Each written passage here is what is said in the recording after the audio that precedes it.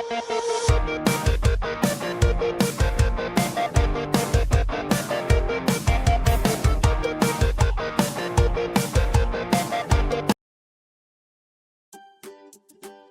Satya's language become successful? Were the people of the village able to converse in this new language of Satya? Well, let's hear what happened next. Chapter 3 of The Language of Laughter. With today's experiment in the marketplace, Satya was motivated by this triumph to push himself a little further. Why use ordinary words when he has a language of his own?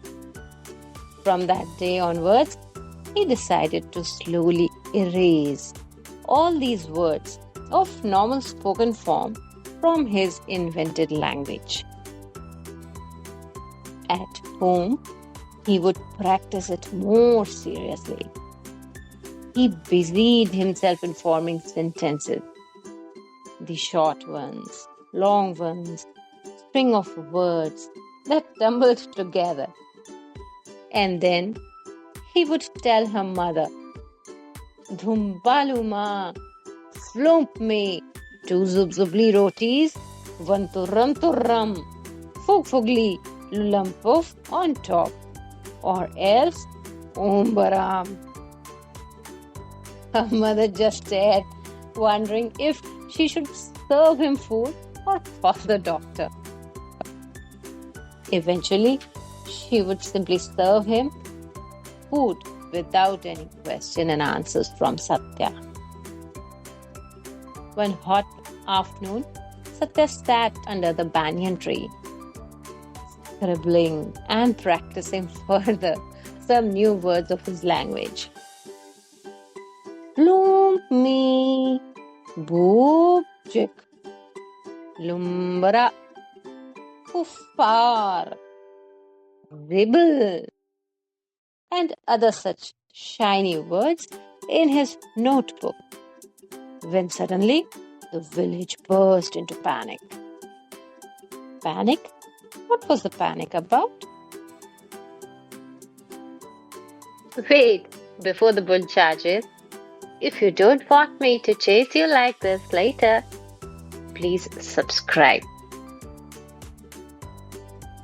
A bull had broken loose from his teether and was charging down the lane like a storm cloud on 4 legs.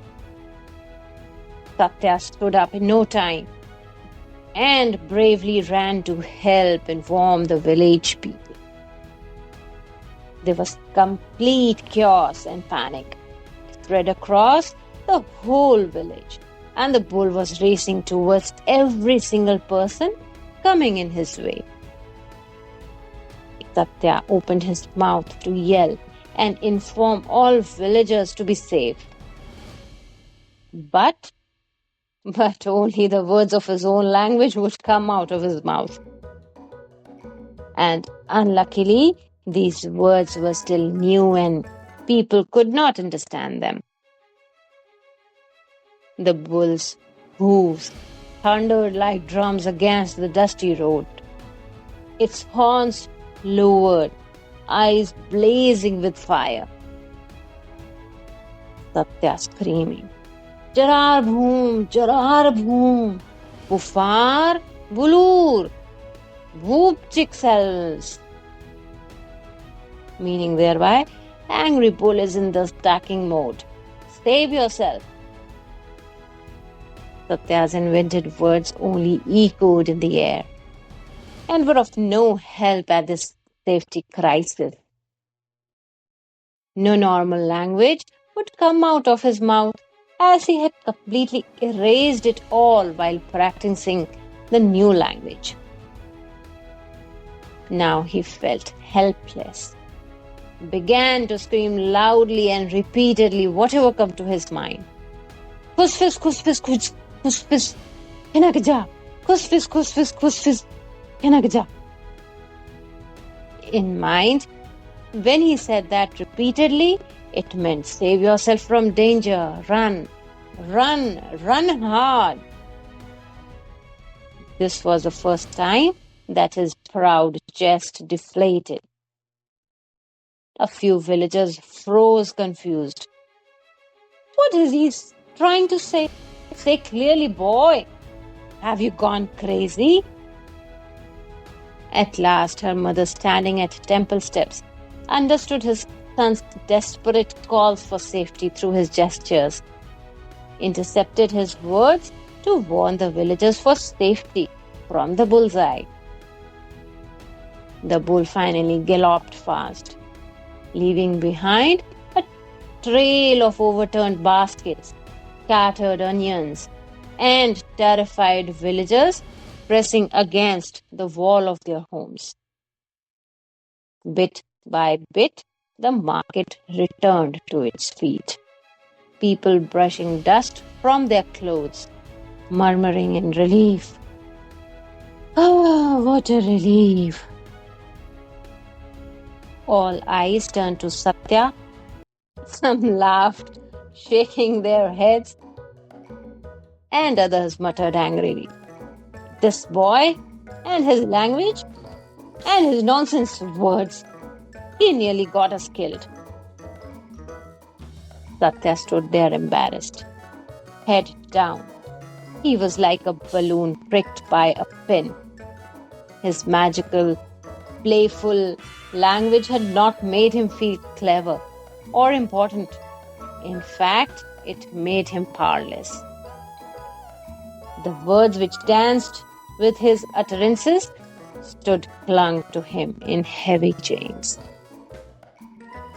When the crowd left, he sat down on the steps of the temple, disheartened and defeated. He felt that creating this new language and using the same was his biggest mistake.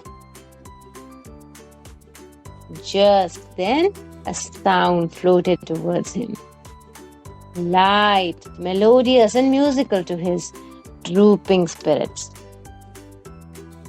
Fuflapur, Fuflapur, a child voice cried.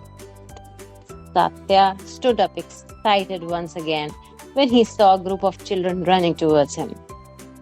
One yelled, Turram, Turram, and yet another, Jar boom, Jarar boom. And the laughter rang out again like the temple bells, bright and unbothered. Thank you. If you like the story, don't forget to like, share, and follow.